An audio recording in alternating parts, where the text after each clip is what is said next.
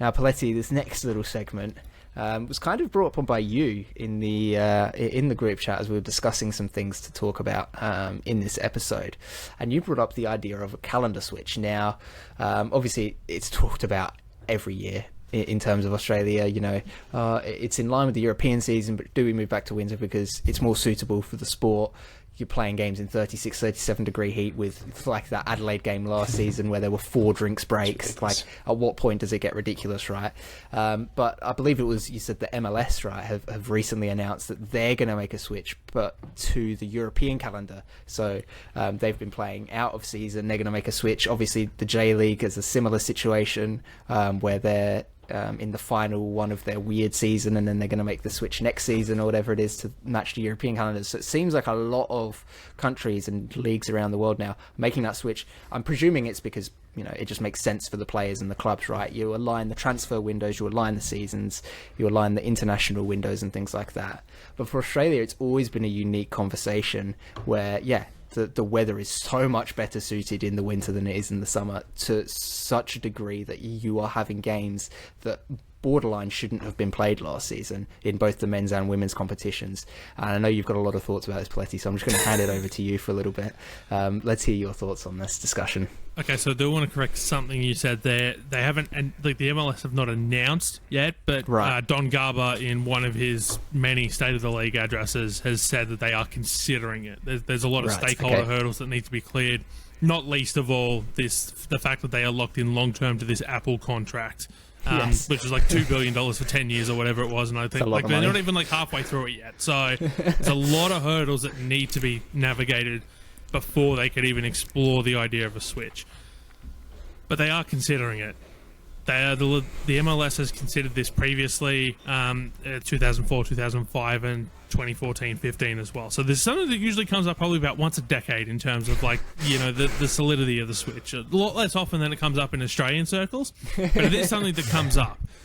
And I thought it was interesting here to raise as a discussion point because, as you mentioned, the J League is in the process of switching to a European calendar, moving away from its, autumn to winter schedule. The MLS is considering the same thing. Australia's already there. We already are lined up with the European calendars, for better or for worse. And yet all the discussion is, well, let's go the other way. Let's go away from what the rest of the world is doing. And sort of like a few of the major holdouts, right? Like, so the J League, the MLS, they're either going the other way or still considering going the other way to be where we are now. Why would we want to move away from that when we're finding ourselves in real advantages? We saw last season a lot of mid-season moves in the transfer windows that don't happen if we switch the other way because players would be in pre-season, right? No one's going after Ari Afpiol because he's in pre-season. They haven't seen him play for 2 months at that point, right? Yeah. So, you lose a lot of that sort of things, and you get mid-season moves perhaps going the other way, but then teams can't necessarily recruit because they've got more European competition to contend with in terms of bringing players in mid-season. So that's one aspect of it. The other aspect of it is ground availability and the weather. Yep. We know that the league is struggling to generate crowd interest. We know that the league is struggling to find suitable grounds at times. We've gone on ad nauseum about the state of the Sydney Football Stadium, the state of Suncorp Stadium in Queensland, right? Just these things aren't... They're going to get worse in winter than what they are in summer, and that's saying a lot because they're already pretty dodgy at times. So you've got that aspect to contend with, a lot of foot traffic to contend with already, winter codes. You've got rugby, you've got rugby union, rugby league. If you've got a Friday rugby union game, a Saturday rugby league game, and then football's left on Sunday, and it's a rainy weekend in Sydney, what state is the pitch going to be in? I'll answer. There isn't not pitch. A good one. Exactly. There's no pitch. It's not happening. So bring the sand buckets out and just start putting sand down. I've watched a lot of football at a ground that is very similar to that this season in the NPL, and it draws a lot of criticism. That being the Sydney University football ground. It basically, it looks like it's a beach. I put a photo of it in the group chat a couple of weeks back. It's not a good look. I can only imagine what the Sydney Football Stadium would look like in that situation. So that's one problem to contend with, and the other is the crowd problems, right? Extreme heat is one thing, but it's not like the crowds increase in wet weather, right? If it's raining, no one's turning up anyway. Nobody turns up. So you've got to try to balance that fine line, right? You either need to find teams that are building their own stadiums that have roofs, right? And I think of something, basically Marvel Stadium, right? It has a roof.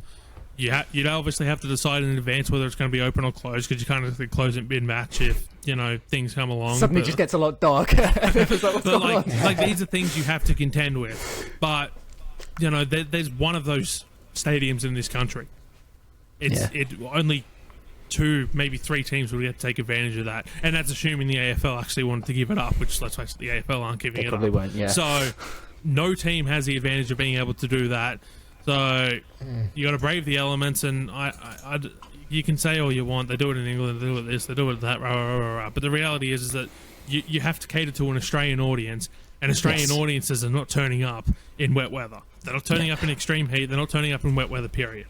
So those are a couple of the idea of it being an Australian audience is the key here, though. To interrupt you again, but this is like the branding of the league in the last season or so has kind of turned towards embracing what makes it different, right? And what makes it unique. And it's uniquely an Australian league. And I think that nothing represents Australia better than a summer. And some of the best, images and moments in, the league, those sunny evenings and afternoons watching the football, right? And, it's like Cooper Stadium on a Friday night, it's like... You got the sunset going on in the background. You've got the sunset going, it's like, it's iconic, and everyone's there in shorts and T-shirts with, sunnies and caps on and stuff, and it's this uniquely Australian thing.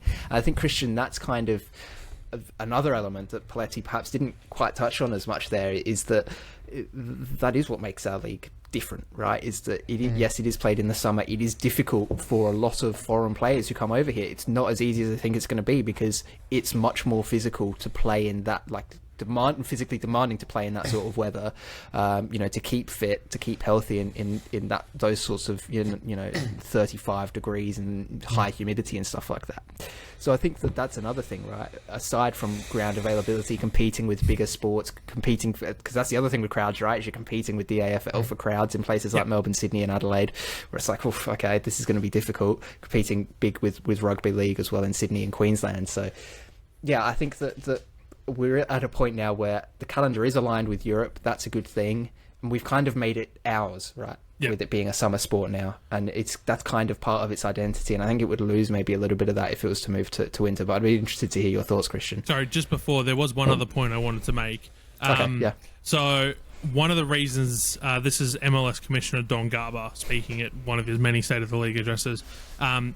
I do think we are considering more than ever before this opportunity to change, but it's not something that we're ready to talk about right now. The schedule does get more crowded. The summers, in particular June now, that has been taken up by most of the international tournaments. It has us digging in even deeper than we ever have in the past, but we've got a lot of work to do, and that work is ongoing. And I think that's one of the big things that is a drawback for us moving to winter as a whole, is these international tournaments. You've got the Club World Cup this year. You've got the Men's World Cup next year. You've got all these things going on that just keep taking up the middle of the year, which is when most of the leagues around the world have their off season, right? Are we just supposed to pause the A-League for 4 weeks? I don't see that as a viable option. I know it was forced during the Qatar World Cup in 2022, but that was, the rest of the world was in the same situation. It was a forced stoppage. Other leagues don't have to contend with these sorts of stoppages. I mean, MLS for the most part has played through it. I think they take a week or 2 off for the group stage, or they play this Leagues Cup, which is what they're doing now as well, where they basically just take a few weeks off in the middle of the season, play the Leagues Cup, and then come back for the second half of their season, right? How do we do that? The answer is we probably don't, unless you just dedicate that window for the Australia Cup. But then you're damaging teams in that situation. World Cup, it's a lose-lose situation. Exactly. So I'm in the past, I have been for it, because I think the COVID year gave us a great example, right? Where the league shut down for a couple of months, and then we came back to finish off the season in winter. And it's some absolutely fantastic football, cooler weather.